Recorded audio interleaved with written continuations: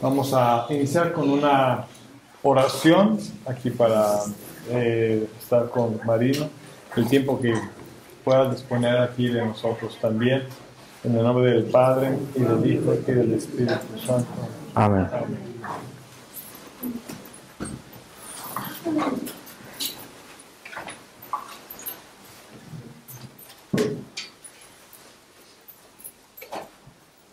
Vamos a esta pequeña lectura que el Señor me da en este momento. Dice: se le apareció el ángel del Señor de pie a la derecha del altar del incienso. Al verle, Zacarías se sobresaltó y el temor se apoderó de él. El ángel le dijo: no temas, Zacarías, porque tu petición ha sido escuchada. Isabel, tu mujer, te dará un hijo, a quien pondrás por nombre Juan. Será para ti gozo y alegría, y muchos se gozarán en su nacimiento, porque será grande ante el Señor. No beberá vino ni licor, estará lleno del Espíritu Santo ya desde el seno de su madre, y convertirá al Señor su Dios a muchos de los hijos de Israel, e irá delante de él con él el espíritu y el poder de Elías, para hacer volver los corazones de los padres a los hijos, y a los rebeldes a la prudencia de los justos, para preparar al Señor. Palabra del Señor. Bueno, pues precisamente ese es Marino. Así lo describe nuestro Señor a través de esta palabra que nos regala como estos profetas de estos tiempos. Y de hecho esto de pedir la palabra lo aprendí de él, porque decía que es un don que el Señor le había dado. A veces no tenía nada preparado y el Señor le decía lo que tenía que hacer a través de la palabra. Y el Señor nos dice quién es Él, nos lo describe. Estos profetas que hablan de estos tiempos y que ha convertido a muchos, y entre ellos me incluyo. Pidamos al Señor que esta mañana ilumine el Espíritu Santo a cada uno de nosotros, nuestros corazones, nos llene de ese amor y de aquello que nuestra Madre Santísima en este lugar tan especial quiere derramar sobre nosotros. Y decimos a la Virgen María, consagrados: oh Señora mía, oh Madre mía, yo me ofrezco enteramente a vos. Y en prueba de mi filial afecto os consagro en este día mis ojos, mis oídos, mi lengua y mi corazón. En una palabra, todo mi ser, ya que soy todo vuestro, Madre. Guárdame y defiéndeme como hijo, posesión vuestra. Amén. Dulce Madre, no te alejes, tu vista de nosotros, Padre. Ven con nosotros, Padre, y solo nunca nos dejes. Ya que nos dejes tanto como verdadera Madre, haz que nos encuentres. y el Hijo y el Espíritu Santo. Amén. Hoy el Señor necesita muchos Juan el Bautista, que estemos siempre anunciando y preparando el camino del Señor, los corazones en todo. Gracias. Amén. Gracias, Padre, muy amable. Bueno, pues los saludo a todos con mucho cariño y muy alegre de tenerlos acá en nuestra Casa de Misiones de Medjugorje. Esta es la casa de los peregrinos del amor en Medjugorje, que es su casa. También es casa de los apóstoles de la Divina Misericordia de Italia. Tenemos las dos comunidades acá. Es una comunidad fundada por el padre Francisco María Risi. Con él voy a estar en México ahora en marzo, en la Ciudad de México, en San Luis Potosí y en Tlaxcala. Después sigo yo en la misión, pero él tan solo hace esas tres. Nosotros estaremos en México hasta abril 8, 10 o algo así. De todas maneras es un gusto pues recibirlos y también pues tener la oportunidad de compartir esta experiencia de Medjugorje, que realmente es un don de Dios y está comprobado. Son 42 años creo ya de apariciones acá, y me imagino que ustedes lo han sentido ya, y los que ya han venido antes pues ya conocen la experiencia, pero si es la primera vez se dan cuenta que este es un lugar especial. Yo pienso que la primera vez que yo vine a Medjugorje fue hace 21 años, en el año 2003. Venía de Polonia de una misión y no conocía nada de Medjugorje. Y tampoco conocí a nadie aquí en Medjugorje, más que fui a las montañas y a la actividad de la parroquia y me fui. Pero el siguiente año volví y hice lo mismo. Y así pasé varios años hasta que ya finalmente, como a los 4 años de estar viniendo, comencé a conocer gente acá. Y así ha sido todos estos años. Pero lo primero que me quedó de Medjugorje fue la paz, porque es un don que es innegable. Yo siento la paz desde mucho antes de llegar al pueblo, pero desde muy lejos comienzo a sentir la paz de este lugar. Por eso es que hay tanto testimonio acá de lo que llaman iluminación de conciencia, porque vivimos en un mundo muy rápido, muy acelerado, y la mayoría no tenemos tiempo de reflexionar en el día a día, en el paso a paso, en lo que pasa dentro de nuestro interior, sino que vivimos en este afán, ¿no?, del mundo, que es natural, pues en él vivimos, y cada uno tiene una administración diferente del ritmo en que vive su vida, depende de las circunstancias de su vida, y también de la administración que le ha dado a su vida, tanto humanamente como espiritualmente. Y esto es un misterio, porque no hay ninguno como yo, ninguno como usted. El Señor no se repite, somos únicos, y por eso lo que Dios hace cuando nos pide que amemos al prójimo es una de las claves más importantes de nuestra salvación, porque si entendemos qué quiere decir con eso, Él quiere decir que ahí está su creación, ahí está Él en cada uno de nosotros. Pues yo le voy a pedir al Señor su palabra para comenzar, para que nos inspire donde Él quiera llevarnos. Y les voy a leer de los Hechos de los Apóstoles, en el capítulo 9, desde el versículo 1. Vocación de Saulo. Entre tanto, Saulo, respirando todavía amenazas y muertes contra los discípulos del Señor, se presentó al sumo sacerdote y le pidió cartas para las sinagogas de Damasco, para que si encontraba algunos seguidores del camino, hombres o mujeres, los pudiera llevar presos a Jerusalén. Sucedió que yendo de camino, cuando estaba cerca de Damasco, de repente le envolvió una luz venida del cielo. Cayó en tierra y oyó una voz que le decía: Saúl, Saúl, ¿por qué me persigues? Él preguntó: ¿Quién eres, Señor? Y él: Yo soy Jesús, a quien tú persigues. Pero levántate, entra a la ciudad y te dirán lo que debes hacer. Los hombres que iban con él se habían detenido mudos de espanto, pues oían la voz, pero no veían a nadie. Saulo se levantó del suelo y, aunque tenía sus ojos bien abiertos, no veía nada. Le llevaron de la mano y le introdujeron en Damasco. Pasó 3 días sin ver y sin comer ni beber.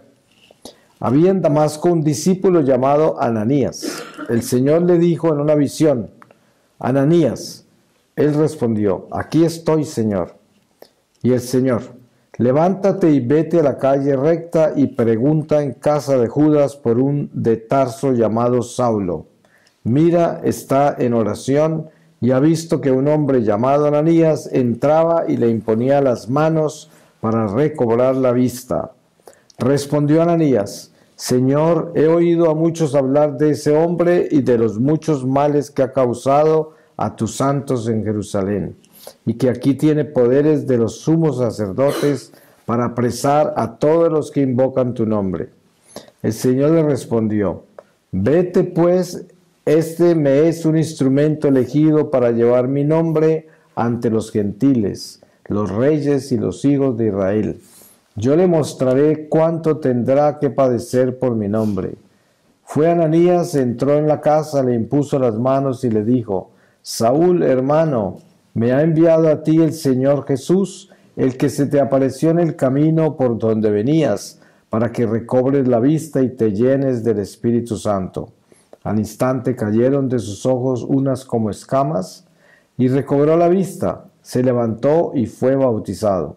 Tomó alimento y recobró las fuerzas. Palabra de Dios. Pues como siempre, el Espíritu Santo es muy puntual y obviamente nos está hablando de lo que trae Medjugorje, la conversión. Porque yo digo que todas estas apariciones de la Virgen, que hay tantas alrededor del mundo, son como unas oficinas del cielo que se abren a los fieles, ¿no? Es como aquí nos atiende el cielo en una forma misteriosa, y aquí encontramos interiormente, en el silencio de nuestro peregrinar, encontramos muchas cosas que Dios quiere decirnos. No necesariamente una visita a una peregrinación como esta trae cosas extraordinarias, sobrenaturales. A nadie necesariamente se le aparece la Virgen en el jabón ni en nada de esto, pero se le aparece en el corazón. Y eso es lo que importa, que ahí es donde debemos buscar a Dios, adentro de nosotros, en el corazón. Porque si lo buscamos afuera, en las señales, en todo eso, pues va a ser más difícil. Empecemos por donde es, empezamos por dentro, porque ahí es donde nos habla el Señor, en el corazón. Y uno tiene que tener mucha humildad y también paciencia y también prudencia y estar sobrio, tranquilo, sin buscar cosas extraordinarias, sino que en esa paz, en esa tranquilidad, en esa acción de gracias de que Dios nos dio la oportunidad de llegar acá, que es un don, una gracia. En esa actitud es donde Dios habla, ahí, en esa sencillez. Cuando uno le dice al Señor, yo no busco nada, te busco a ti, y me basta saber que tú estás acá, y que tú te has manifestado acá.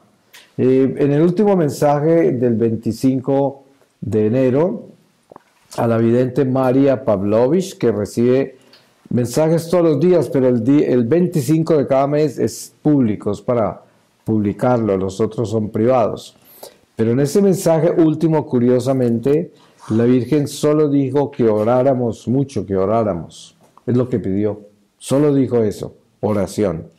Y claro, hay muchas formas de siempre interpretar el mensaje, somos libres de hacer eso, totalmente. Y uno escucha la interpretación que cada uno le da y todas nos enriquecen, ¿sí? Porque si uno se pone a juzgarlas, pierde la oportunidad de vivir la riqueza de la iglesia.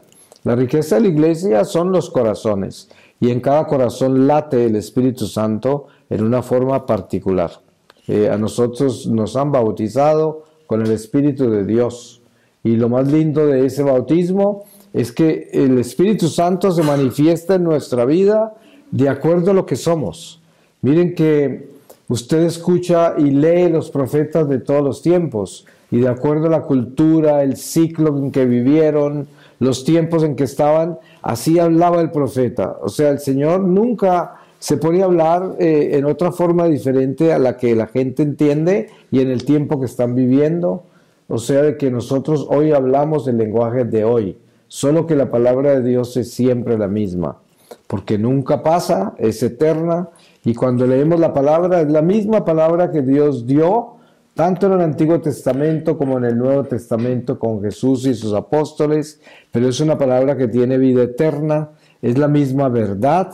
Sin embargo, en la forma que cada uno de nosotros la pronuncia, la proclama, la enseña, la utiliza para exhortar, es tan único porque tenemos una voz que solamente la tengo yo, solamente la tiene usted, es única. Si ustedes, la ciencia ha hecho esto muchas veces, de medir el tono de la voz de las personas, y cada uno es diferente. La prueba está que la tecnología hoy, como parte de la seguridad, da, por ejemplo, activación de voz para los celulares, para los móviles, para computadores, para entrar a la casa, para desarmar una caja de seguridad con tu voz. ¿Por qué? Porque solo tú tienes esa voz, ¿no? Entonces, esto nos da a entender a nosotros lo único que somos, ¿sí? También con los ojos, también con muchas cosas, ya hasta la tecnología la ha leído, porque se comprueba de que, como las huellas digitales, ¿no? Y uno se da cuenta en tantas formas que está comprobado que somos únicos. Entonces, el mensaje central de Medjugorje es la paz, y sabemos que sí que necesitamos la paz. Entendemos qué es la paz cuando la perdemos, porque es el momento en que se sabe de qué se trata la paz. Y vivimos en un mundo tan convulsionado, tan escaso del amor de Dios, que es muy común que no haya paz en los corazones. Es muy común que las familias estén divididas, que hayan crisis en los matrimonios por falta de amor, que hayan problemas entre padres e hijos, que existan problemas en las comunidades, en las parroquias, en la iglesia en sí, en todo, ¿no? Y precisamente la oración que debemos tener siempre en el corazón es abogar por la paz en nuestros corazones, en nuestra familia, en nuestra sociedad, en nuestra iglesia, en el mundo. Ustedes se dan cuenta las guerras que hay. Sabemos que en el Medio Oriente la guerra de Ucrania de Israel y los palestinos es una guerra muy antigua, porque ellos están de guerra desde hace siglos. Solo que hay algo particular en esto, y es que ni los musulmanes ni los judíos perdonan, porque ellos no han sido redimidos, ellos no tienen el don del perdón. Es más, en el Corán y en el Torá de los judíos, en sus Biblias, ellos tienen la obligación de vengarse del enemigo que les haga daño, vengarse 1000 contra 1, o sea, usted me mata a uno, yo le mato 1000, y esa es la ley de ellos. Por eso, ¿cuándo habrá paz entre ellos? Solo cuando Jesús regrese, o cuando se conviertan, cuando acepten a Jesús como el Señor, lo cual sí está bien lejos, ¿no? Pero entendemos que esas guerras son guerras humanas que han caminado con el tiempo, porque su propia religión los esclaviza a esa guerra. Las guerras nuestras, como la guerra que está en Ucrania y Rusia, tienen otra naturaleza, que son guerras políticas ya, de territorios, de conflictos que hay entre Oriente y Occidente. Son problemas viejos también, pero son intereses también de los grandes poderes del mundo, que crean estas guerras por intereses personales, ¿no? Intereses particulares de ellos para cada poder. Pero entonces, al final, la lectura que le damos a esto espiritual es que Dios nos ha dado la oportunidad de conocer su amor por medio de Jesús. Y claro, nos damos cuenta qué efecto tuvo ese ministerio de Jesús. Lo crucificaron, porque el mundo no quería saber nada de amor, ni nada de paz, ni nada de perdonar, ni nada de voltear la otra mejilla, nada. Eso para el mundo es un escándalo, es absurdo, no lo quiero oír, crucifíquenlo, sáquenlo de acá, elimínenlo, eso no es lo que queremos. Y entonces, ¿qué pasa?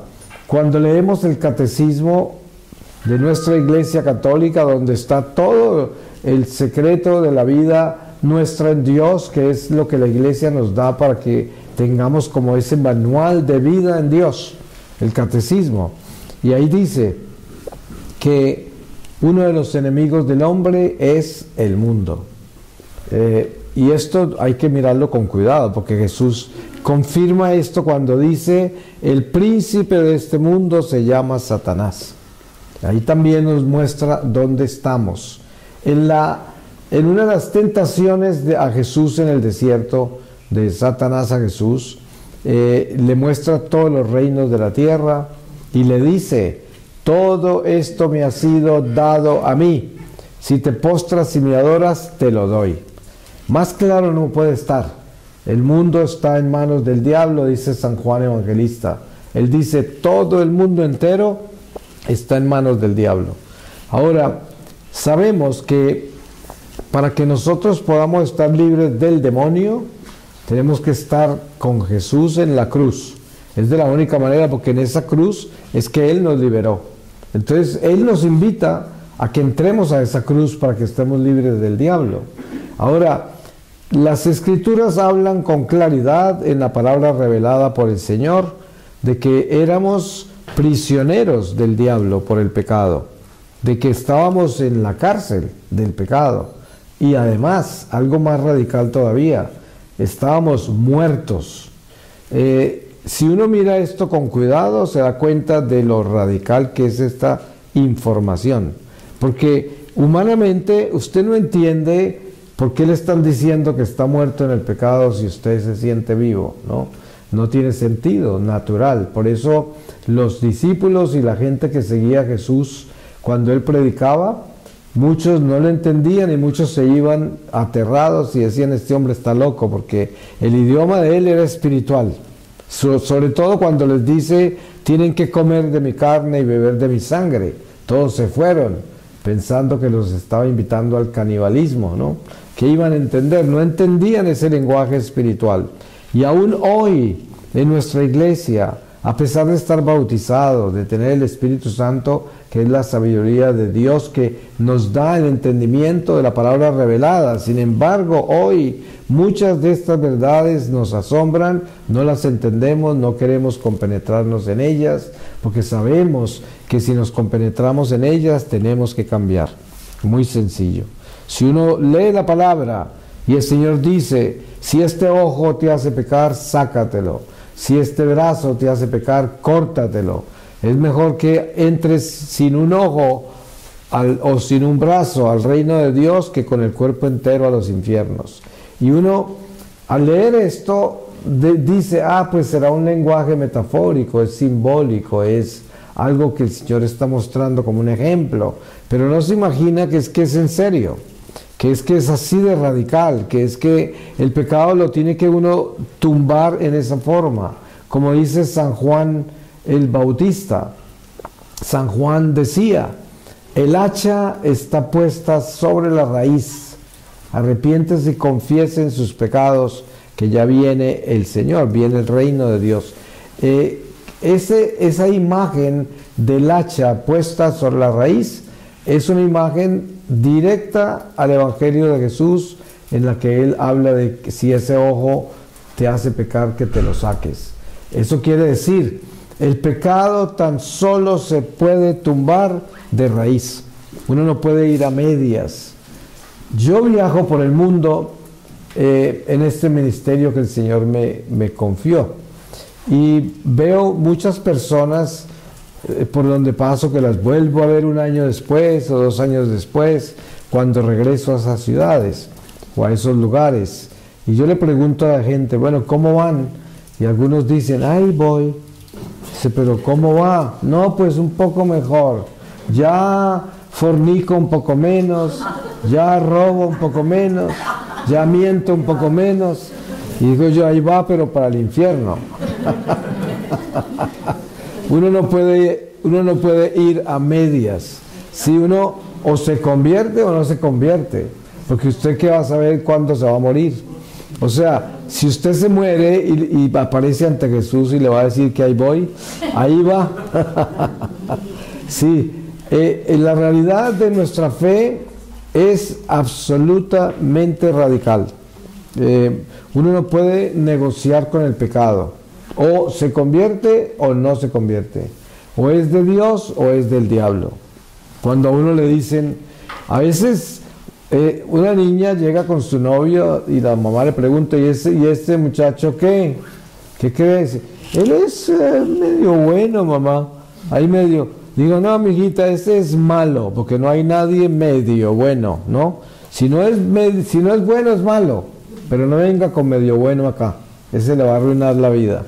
Y bueno, pero ojalá nosotros escucháramos consejos cuando estamos jóvenes, ¿no? Desafortunadamente es poco lo que se le escucha a los padres y qué líos en los que nos metemos, ¿no? Pues no todos, hay jóvenes que tienen la gracia de atender a sus padres, benditos sean. Pero miren que no podemos andar con mediocridades. El apóstol San Juan Evangelista dice, asegúrate que sepas qué espíritu habla a través de esa persona. Con eso nos está enseñando el discernimiento de espíritus y además a tener la vigilancia y no dejarnos engañar. Es muy fácil descubrir qué espíritu habla a través de una persona por las palabras que salen de su boca. Y en eso no podemos engañarnos. Mire, hay gente que se acostumbra a decir malas palabras, a maldecir, a tener un vocabulario vulgar. y entonces lo justifican porque dicen, es que en mi pueblo todos hablan así, es que en mi familia todos hablan así, pero son gente buena, no son malos, hablan así. Pero si miramos eso con cuidado, nos damos cuenta que ahí hay algo que no está bien, hay algo que es malo y que está pervirtiendo el corazón. Como dice el Señor, lo que daña al hombre es lo que sale de él, lo que sale de su boca, no lo que entra a él. Porque lo que entra a él entra al estómago y se digiere, pero lo que sale es lo que se ha fraguado en el corazón.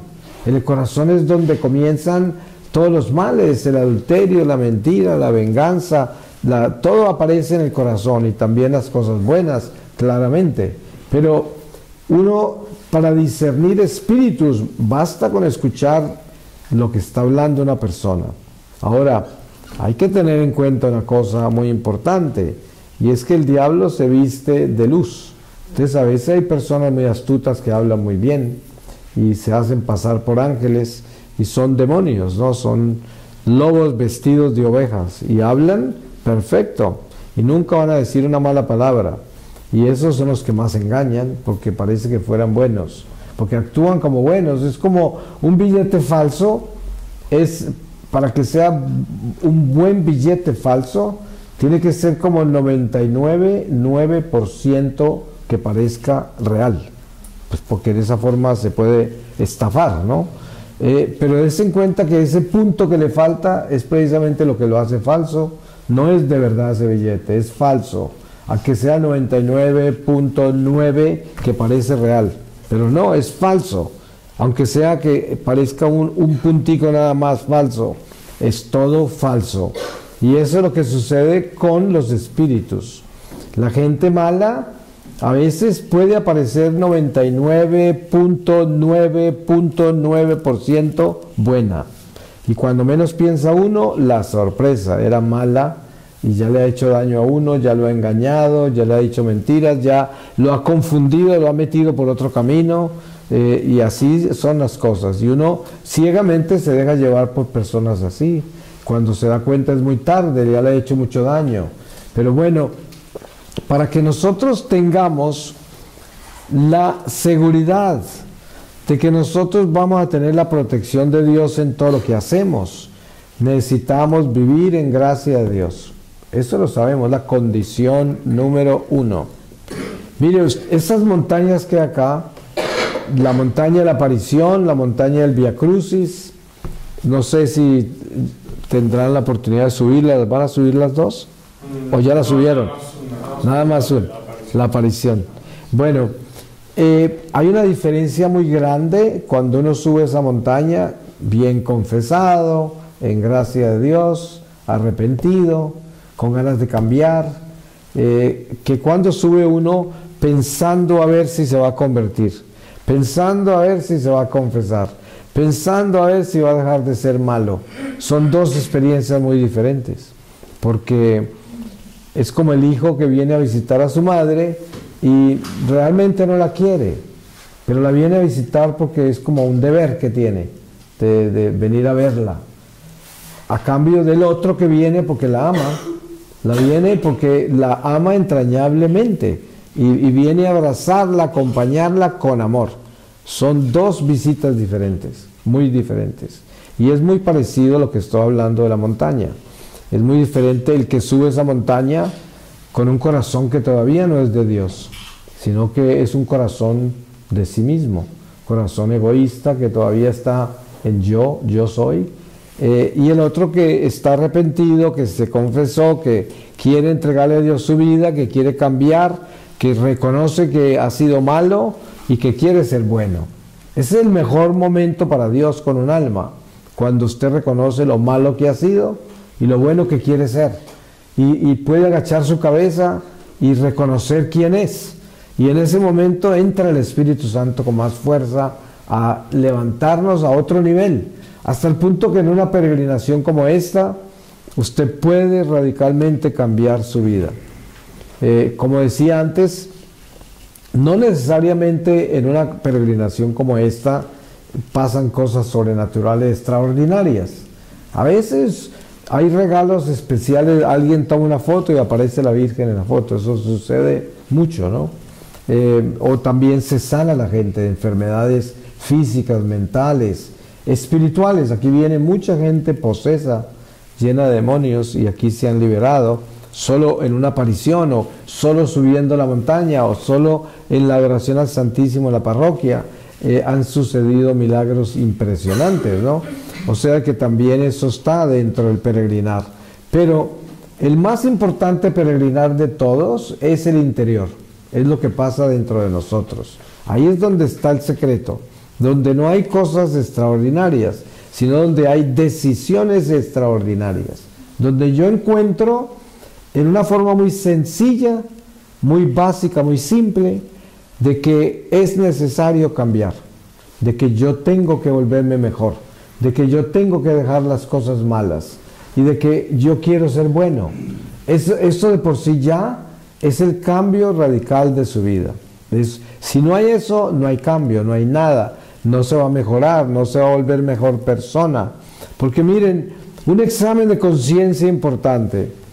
Usted puede mirar atrás por un año, el año pasado, en enero del año 2023, o sea, hace un año, y piense cómo era usted ese tiempo, ese enero del año pasado, cómo era, amaba menos, perdonaba menos, tenía menos paciencia, ¿quién era usted? Y hoy, que usted se mira un año después, usted hoy ama más, perdona más, tiene más paciencia, tiene más compasión, tiene más caridad, tiene más tolerancia. A ver, entonces, cuando somos sinceros, precisamente uno de los dones de Medjugorje, que es esa iluminación, ciencia que les decía, es que uno puede verse bien. Porque los afanes del mundo, usted tratará de verse bien en Zacatecas o donde usted viva, pero ¿qué pasa? Que de pronto los afanes de su día a día, de sus situaciones que maneja, de todo, no lo dejan sentarse con la suficiente paz para usted mirarse bien y tener tiempo para hacerlo, ¿no? Entonces, por eso, el don de una peregrinación como esta es que el Señor le da estos momentos a usted, para que nada lo esté distrayendo, nada. No hay ninguna olla pitando en la cocina, no hay ninguna oficina esperándolo, el automóvil no está prendido en la puerta para salir a algún lugar, usted está acá y no tiene nada de eso para hacer. Y el Señor en esos momentos es donde mira el corazón para que usted responda. ¿Y cómo se responde? Mírese bien. ¿Usted es mejor hoy que ayer? ¿O usted no ha cambiado? Usted no ha cambiado por años, usted es el mismo, sin paciencia, sin tolerancia, sin compasión, con una lengua viperina que habla siempre mal de los demás, con todos esos defectos humanos que todos llevamos. ¿Quién es usted? Y es importante uno, y con esos pensamientos de juez, que uno está mirando a la gente y juzgándola, ¿no? Y este sí, aquel no, y esto así, y siempre tiene ese juicio y está parado en ese altar del juez, con el martillo. Todo esto es lo que Dios quiere que nosotros lleguemos a derrumbar. Hay que derrumbarlo. Derrumbar el edificio de nuestro egoísmo, el edificio de nuestra desobediencia, autosuficiencia, prepotencia. Todo eso tenemos que derrumbarlo. Ustedes saben que muy fácilmente la vanidad, el orgullo, nos convierte en personas autoritarias y pensamos tener poder sobre los demás que están a cargo de nosotros, ya sea en el matrimonio, de pronto el uno quiere dominar al otro, ya sea padres dominando hijos, ya sea entre hermanos, entre amigos, en la comunidad. En cualquier situación humana hay estos defectos que florecen y hacen daño, que se hace tanto daño. Y precisamente todo esto es lo que debemos estar constantemente limando. Porque miren, cuando nosotros miramos el pueblo hebreo en el exilio, en el desierto, en el éxodo, ustedes todos seguramente han leído el Antiguo Testamento y ven esos hebreos que sacó de Egipto con Moisés el Señor. Y se dan cuenta cómo en 40 años que estuvieron en el desierto, lo que Dios hizo con ellos fue moldearlos. ¿En qué forma? Ellos llevaban más de 400 años en Egipto y como judíos habían perdido gran parte de la integridad judía.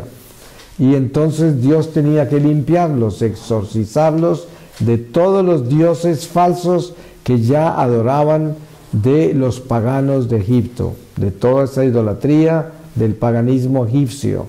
Y en esos 40 años Dios los puso a prueba en miles de formas, pero ellos también pusieron a prueba a Dios.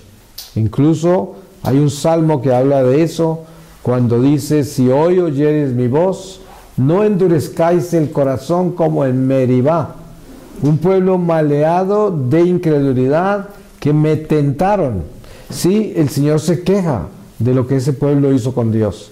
Dios estaba moldeando a ese pueblo, porque de ese pueblo iba a sacar esa gente que iba a recibir al Mesías. De ese pueblo iban a ser el Mesías y tenía que moldearlo en una forma extraordinaria. Y ese pueblo lo inició con Abraham, y Abraham era un pagano de Ur, de Caldea, que venía de un mundo que no tenía esa disciplina. Sin embargo, él a través de Abraham comienza a moldear un pueblo que era rebelde, que era salvaje, pagano, y lo comienza a convertir en un pueblo religioso, en un pueblo que conoce a Dios, que va entendiendo a la palabra de Dios, que empieza a recibir profetas, que empieza después a recibir todos estos ungidos de Dios que van guiando a ese pueblo. Pero no ha cambiado la historia. Hoy nosotros somos el nuevo pueblo de Dios, la nueva creación en Jesucristo, una nueva alianza, pero también un pueblo que está siendo moldeado por Dios para que preparemos la segunda venida del Señor. Estos judíos de antaño preparaban la encarnación del Mesías, la primera venida de Jesús. Nosotros preparamos la segunda venida del Señor. Son dos misiones diferentes, pero en el mismo Dios. Y a través de alianzas y a través de misiones particulares que son muy claras para nosotros, porque en el Antiguo Testamento, antes de Cristo, había un profeta cada 100 años y ese profeta siempre tenía un aprendiz y el aprendiz continuaba con lo que el profeta había dejado, y así era como Jesús, como Dios hablaba. Pero una vez que Jesús se encarna y viene la nueva creación en Jesucristo, todos somos profetas. ¿Y por qué? Miren que San Pablo nos explica con claridad esto, que es muy importante de entender. San Pablo dice, hay muchos dones, pero el don más importante que le debemos pedir a Dios es el don de profecía. Porque el don de profecía edifica la iglesia. No es el don de profecía para venir a decir cuándo se va a acabar el mundo. Y cuando, no es eso. Aunque el profeta puede tener también ese don de mirar cosas hacia el futuro. Pero el don de profecía es el que edifica la iglesia sobre los cimientos que ya han sido dados, que es Jesucristo, o sea, el Evangelio. Entonces, si yo soy profeta, como lo debo ser por el bautismo, entonces, si soy fiel a Dios, el Espíritu Santo va a hablar a través de mí. ¿Y qué va a hablar el Espíritu Santo? No va a hablar nada nuevo, sino que con lo que ya ha sido dado, con lo que ya ha hablado el Espíritu Santo a través de Jesucristo, nosotros nos construimos. O sea, eso quiere decir, hoy estamos hablando de nuestra fe, y todo lo que yo le estoy diciendo no es nada nuevo, todo esto está escrito, está en el Evangelio, pero las palabras nuestras son refrescantes, además nos renuevan y nos traen a la memoria las verdades que ya conocemos para que se despierten y para que en esa forma nosotros digamos, sí, yo sé esto, yo lo he oído, yo entiendo, pero no estoy haciendo nada al respecto. Me tengo que despertar, tengo que comenzar a ser más prudente, a ser más fiel, a ser más activo, a darle el sí a Dios de mi conversión. Y eso es construir la iglesia. Así es el don de profecía que todos tenemos. Es lo que ustedes hacen con sus hijos, con su familia, con sus amigos. El don de profecía en ustedes dice, mira, cambia, arrepiéntete, esa vida que vives no está bien, te puedes condenar, le das mal ejemplo a los demás, por favor, despierta. Uno también camina con ese don, el don de profecía. Eso se da con la exhortación que cada uno de nosotros damos. Y al final, entonces, si entendemos qué es lo que Dios pide, al pueblo hebreo Dios le pedía fidelidad, le pedía que siguiera las tradiciones judías que él le había enseñado ya, que habían perdido ya en Egipto en esos siglos que vivieron allá. Y sabemos que ese pueblo hebreo llegó a Egipto no porque los castigó el Señor, sino que llegó a Egipto por José, el hijo que vendieron los otros hermanos que eran los patriarcas. Un misterio, ¿no? Todo un misterio, la forma en que Dios permite las cosas. Y vivieron muy bien durante el tiempo de José, y luego estos faraones empezaron a envidiar a los judíos, que se multiplicaron y eran una población inmensa, y les cogieron odio por los talentos que tenían, la capacidad que tenían para progresar, y por eso los esclavizaron. Entonces, al salir de Egipto no salieron por estar prisioneros al haberse ido al exilio, salieron por haber sido prisioneros por las gracias que tenían, por eso los esclavizaron. Era algo muy diferente, porque en Babilonia ellos fueron porque el Señor los castigó, era otra cosa, ¿no?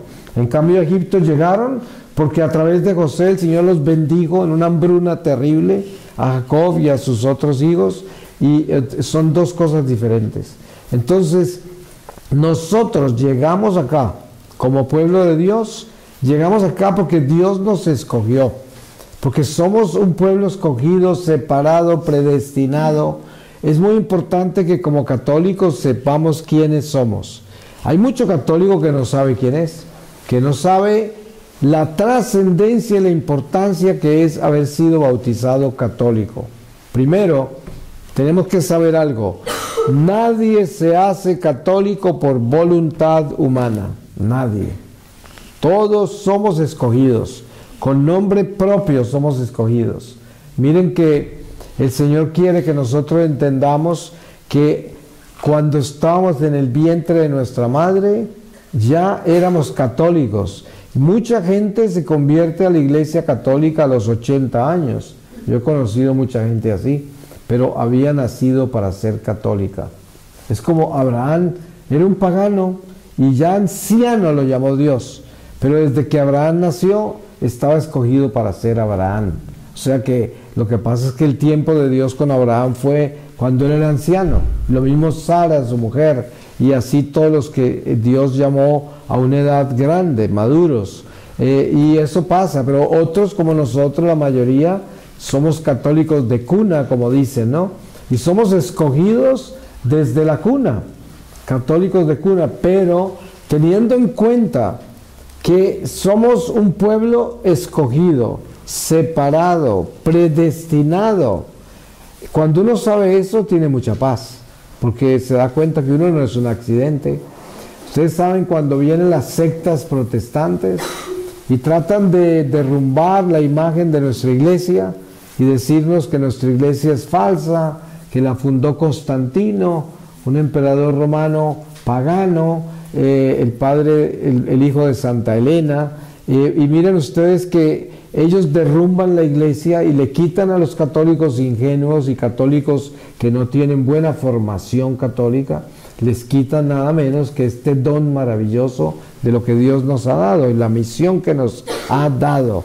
Nosotros debemos estar muy despiertos a nuestro don de ser católicos, de entender que nuestra iglesia es la iglesia del Señor, que Dios nos escogió, que es un pueblo separado, escogido, predestinado. El demonio sabe quiénes somos desde el vientre de nuestra madre, y toda la vida tendremos una batalla con él, porque la mayor pesadilla de Satanás es la Eucaristía. Y la otra pesadilla grande de Satanás es la Virgen María. O sea, si miramos miren los sueños de San Juan Bosco, cómo él aparece con la Eucaristía de la Virgen como unas columnas de la iglesia, y cómo en la batalla final en la que estamos, que quién sabe cuánto durará, pero sabemos que la palabra dice, y al final de los tiempos, en la plenitud de los tiempos, el Padre envió a su Hijo. Así de que Jesús, la encarnación de Jesús, es el principio de los últimos tiempos. Pero miren que van más de 2000 años. Por eso no hay necesidad de pensar cuándo se va a acabar el mundo. Hay tanto profeta falso, tantas cosas raras, tantos mensajes raros sobre que ya se va a acabar, ya. Pero ¿qué importa? Uno no debe estar preocupado por eso. Lo que uno debe preocuparse es de este corazón y cambiarlo para que sea de Dios. Porque entonces Dios, a través de este corazón convertido, hace maravillas, porque le lleva bendiciones a todo el que coloca en nuestro camino. Y eso es lo que Medjugorje hace. Des en cuenta que el mensaje de la Virgen en Medjugorje siempre es perseverante acerca de la conversión del corazón, acerca de la oración del corazón, acerca de la conversión interior para convertirnos en verdaderos hijos de Dios, acerca de la fidelidad, integridad a la iglesia. Des en cuenta que siempre se habla de que Medjugorje es cristocéntrico, porque es una aparición donde el centro de la aparición está en la parroquia. Y todo lo que se hace en la tarde, los rosarios, la Eucaristía y todas las otras actividades, a veces la adoración al Santísimo, oración por los enfermos, veneración a la cruz, todo esto ha sido dado por la Virgen, o sea, son el rosario de la paz, por los sacerdotes también. Todo esto es parte de un plan de Dios que viene a través de la Virgen. Entonces todo es la parroquia, todo es la iglesia. Por eso la realidad de la peregrinación en Medjugorje no es necesariamente estar uno detrás de dónde está el vidente, qué pasó aquí con esto, sino dónde está Jesús, dónde está el Señor y la Virgen, cómo nos acompaña para llegar donde Él. Es lo más importante, ¿no? Lo que es importante. Lo demás viene por añadidura. Si el Señor quiere que nosotros tengamos la oportunidad de conocer más detalles de lo que sucede en Medjugorje, Él lo proveerá, Él lo dará. Pero lo más importante es traer el corazón, este corazón. Eso es lo más importante. Que cuando usted suba a esa montaña de la aparición, suba con un corazón que quiere ser bueno, que quiere buscar a Dios, que quiere convertirse, que quiere cambiar, que quiere llevar algo nuevo a la gente donde ustedes están, donde viven, algo nuevo. Porque lo que llevamos nuevo no es que vimos la Virgen en una nube, eso está bien, pero no es nuevo, o sea, no es lo que debemos buscar, como dice la palabra. Sí, no buscar señales, ni buscar sabiduría, ni milagros, sino buscar a Dios en el corazón, una conversión del corazón. Es lo importante. Entonces, yo sé que la Virgen María, Reina de la Paz en Medjugorje, trae un mensaje importante que es la paz. Porque si no hay paz, no tenemos discernimiento. Porque ¿cómo vamos a poder saber a dónde vamos y qué hacemos si no tenemos paz? No se puede, porque hay mucho ruido, hay mucha confusión, hay mucha distracción cuando no hay paz. Entonces, claro, vivimos en un mundo sin paz, porque es un mundo sin Dios, un mundo sin amor. Entonces la paz se convierte en un elemento demasiado importante. Por eso, todos los días cuando nosotros nos levantemos y le demos gracias a Dios por el don de la vida y lo glorifiquemos, debemos pedirle la paz. Debemos unirnos a la Santísima Virgen María, Reina de la Paz, para que interceda por nuestra paz. Porque en esa forma, si nosotros llevamos la paz, entonces esa paz Dios la distribuye a su manera por donde nosotros vamos, porque nosotros somos instrumentos. Y des en cuenta que cuando miramos a el pueblo de Dios en la nueva creación en Jesucristo, la nueva alianza que somos nosotros, y miramos nuestra misión, la misión nuestra, ¿cuál es? Las almas, eso es. Jesús le dice a los apóstoles cuando los escoge, los voy a hacer pescadores de hombres. Y cuando Él los envía al final, los envía y les advierte que los envía en medio de lobos. Sin embargo, van con su espíritu, no tienen que tener miedo. Pero ¿a qué fueron ellos? Ellos fueron a pescar hombres. Almas es lo que quiere el Señor. Mire que en la cruz, antes del Señor morir, una de sus palabras fue, tengo sed. Claro, humanamente alguien dice, denle agua al Señor. Pero no, Él no estaba hablando de esa sed. Él tiene sed de almas, es lo que es. Y cuando usted mire la cruz, acuérdese que el Señor le está diciendo, tengo sed de almas. Primero, nuestra alma. Y segundo, toda alma que Dios coloca en nuestro camino nos pertenece a nosotros. Porque tenemos la responsabilidad de llevar la esperanza, la luz, la caridad, el amor de Dios a todo el que cruza nuestro camino. Ese es nuestro deber y es lo que Dios nos pide. Dios no pide nada que no podamos dar, pero eso sí lo podemos dar todos. El amor, la caridad, la paciencia, la tolerancia, la compasión, todo eso lo podemos dar, cada uno de nosotros. Y eso es lo que Dios pide, porque así le llevamos almas a Dios. Ustedes saben que uno no puede conquistar almas simplemente por exhortarlas con la palabra de Dios y descargarles la ley de Dios y hablar de las cosas de Dios en una forma rígida y solemne. Lo que más gobierna el cambio en las personas, por el ejemplo que damos, es nuestro testimonio real de un corazón convertido. Eso. Mire, hay padres de familia que se quejan de que los hijos se alejaron de la iglesia. Y ellos son de la iglesia y siempre están en la iglesia. Pero muchos de ellos no se dan cuenta que son antitestimonio. Porque están en la iglesia siempre, pero en la casa no tienen compasión, no tienen paciencia. Y los hijos miran eso y dicen, ¿qué religión es esa? Yo no quiero esa religión de mis papás. Eso no tiene sentido, no quiero ir a la iglesia. ¿Por qué? Porque nos convertimos en antitestimonio. Y eso no es lo que Jesús está pidiendo. Él nos está pidiendo es la caridad. Miren que si no tenemos amor, ese evangelio que predicamos y que le exigimos a los demás no va a caminar, no va a entrar al corazón de nadie, porque todo entra con amor, todo. Yo siempre pongo el ejemplo de la enfermera buena. Sí, una enfermera buena siempre esconde la jeringa, ¿no? Y viene cantando y se acerca y cuando usted menos piensa le pone la inyección, ¿no? Una enfermera mala entra con la jeringa acá, ¿no? Y ya el paciente está temblando del miedo, ¿sí? Porque no le importa el paciente, no le importa que el paciente se asusta, que sufre, no le importa eso. Y así es mucha gente en la iglesia, predican, pero vienen con la jeringa acá, ¿no? Pero lo que Dios quiere es que nosotros prediquemos con amor, que entendamos que la palabra de Dios es blanco y negro, es radical, es sí, sí, no, no, es o se convierte o no se convierte, es de Dios o del diablo, eso es de Dios, pero eso hay que entregarlo con caridad, con amor, ¿sí? Sin descargar el libro en la cabeza a la gente, sino con amor, con caridad, y eso es lo que conquista los corazones.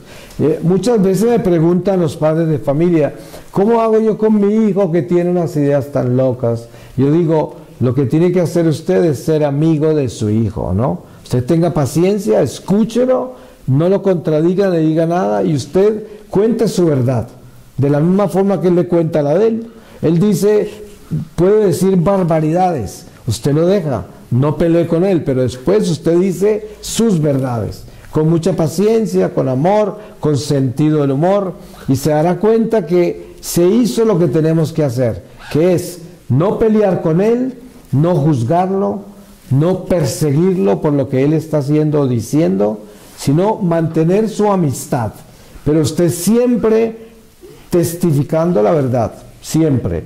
Le dice, hijo, muy bien, ya te escuché, qué interesante todo lo que dices, ahora te voy a contar lo que yo pienso, pam, pam, pam, pam, y cuenta uno su verdad.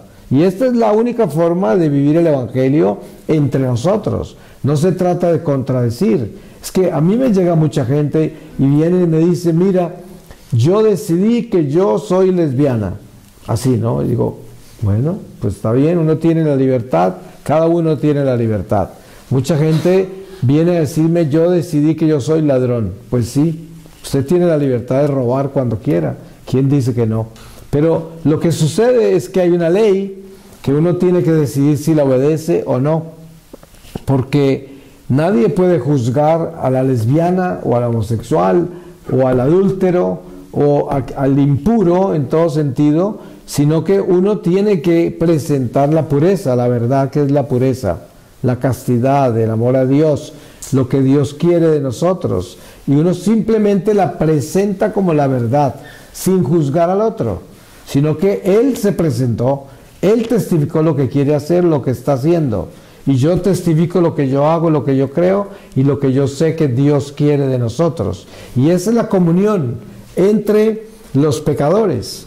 Hay un pecador que está arrepentido y consciente. Hay otro pecador que está metido en el pecado y que no está arrepentido y no le interesa ser consciente.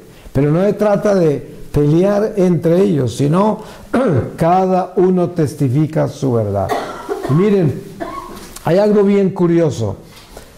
En una familia donde la gente no está con Dios y de repente hay uno que entra en la fe y se renueva.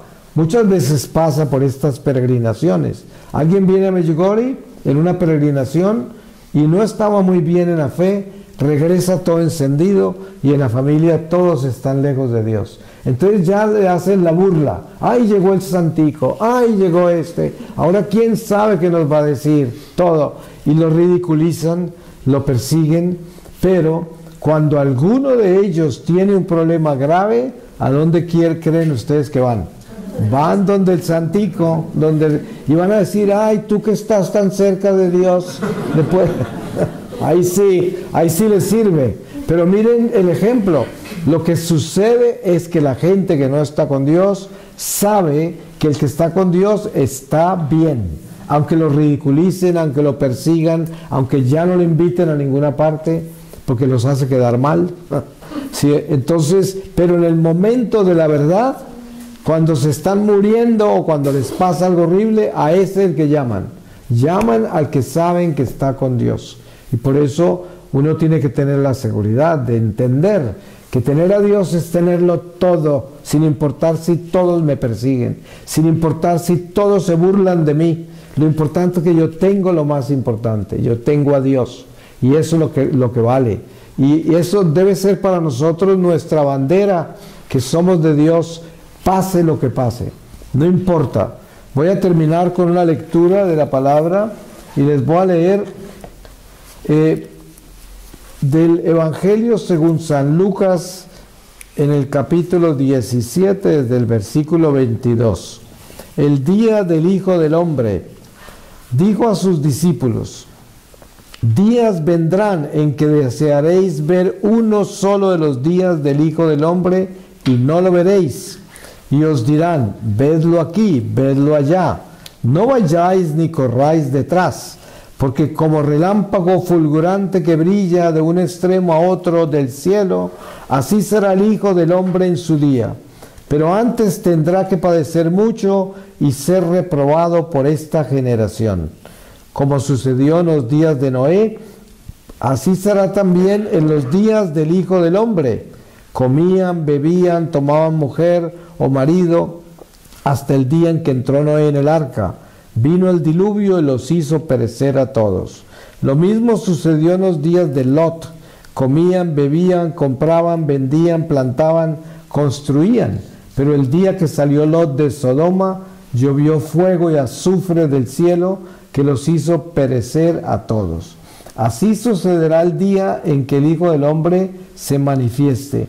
Aquel día, el que esté en el terrado y tenga sus enseres en casa, no baje a recogerlos. Y de igual modo, el que esté en el campo no se vuelva atrás. Acordaos de la mujer de Lot. Quien intente guardar su vida la perderá, y quien la pierda la conservará. Yo os lo digo, Aquella noche estarán dos en un mismo lecho, al uno tomarán y al otro le dejarán. Habrá dos mujeres moliendo juntas, a una la tomarán y a la otra la dejarán. Y le dijeron, ¿dónde, Señor? Él les respondió, donde esté el cuerpo, allí también se reunirán los buitres. Palabra de Dios.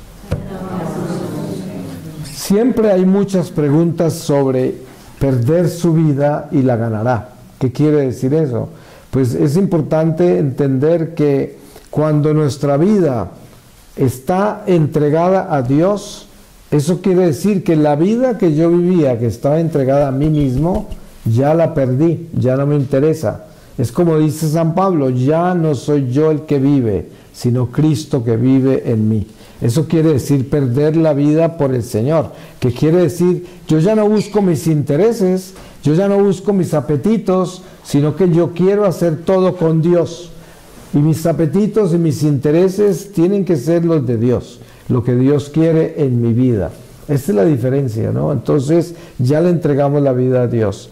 Pues que el Señor los bendiga, los guarde y además que haga de estos momentos que tienen todavía en Medjugorje algo muy lindo, muy especial, para que lleven a casa esa renovación espiritual, esa salud, esa brisa que recibimos en Medjugorje. Es como una brisa que viene de arriba, y yo soy testigo de eso. Medjugorje es algo extraordinario, es un don de Dios y uno debe recibirlo en el silencio del corazón, abrirse para que el Señor lo llene y la Santísima Virgen María haga su trabajo con cada uno de ustedes. Amén. Amén. Sí.